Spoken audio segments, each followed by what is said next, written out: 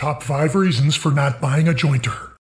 After years of conflicting feelings about the actual need for a jointer in my woodshop, I've made a final decision. It seems like I've justified not making this purchase for a number of reasons, despite knowing that it could make my life easier on some of my woodshop projects. Here were my top 5 reasons and excuses for not buying a jointer. Number 1. Priorities. When I was just starting out in woodworking decades ago, my focus was on basic tools to be used around the house. Tools to help with renovation and repair, and perhaps to create a storage box, maybe some shelves or a bench. A decent circular saw and a drill and an electric sander were my first purchases, closely followed by a jigsaw, some specialty hand tools, and some clamps. Even a couple vintage tools were donated by my father and father-in-law. But I suspect, like you, my tool purchase priority was always related to the needs of our house and, of course, my wife's to-do list. Number 2. Perceived need. One of the first big-time tool purchases I made was for a table saw. This is a cornerstone tool in most wood shops, and if you set up the table correctly and calibrate your cutting blade at exactly 90 degrees and use a new carbide trim blade, the cuts are so clean that wood edges are immediately ready for glue up. But if you accidentally scuff the end of the board on your cutting pass or you don't hold the stock tightly against the fence and flat on the table, you might need to do some additional hand plane work before the board edges will match up tightly. For years, though, my table saw was my jointer, and I really didn't feel the need to spend more money on another tool, even though some of my table saw cuts needed to be cleaned up before glue up. Number 3. Space.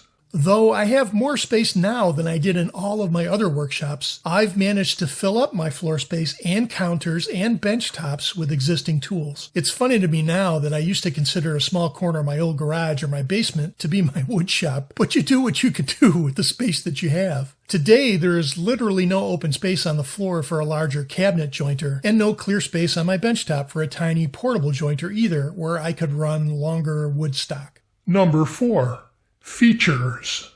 Most of the smaller, cheaper tabletop jointers came with limited features and lower quality parts. Standard single blades instead of helical cutting teeth, and maybe only a 6-inch working deck, and smaller motors that probably don't handle hardwoods very well. None of these limitations got my juices flowing enough to consider purchasing one. To get features like a wider 8-inch cutting deck and helical cutters and a heavier duty motor and a wider table surface for longer wood stock meant that you had to buy a full-sized cabinet jointer, and those were around $1,500.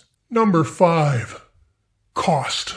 That $1,500 price point for a cabinet jointer and to get the features that I wanted really took me out of the ball game.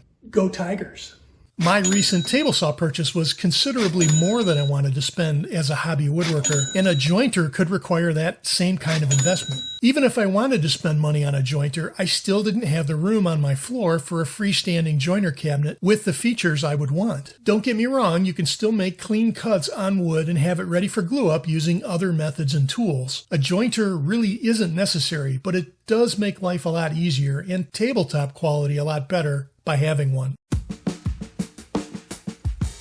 As I said at the top of the video, those were my excuses. But while in the midst of designing another full-size dining table and just having finished surface planing all of my rough-sawn lumber, I found myself pounding the internet again to see what I could see. As it turns out, I found a few options that might actually be a good fit for my shop, and at a price that isn't stupid ridiculous. No more excuses, I guess. I'll have an unboxing and tool review video for my selection in a couple of weeks. Hey everybody, thanks for watching. I hope you give us a like for the video and subscribe to the channel too. Take care.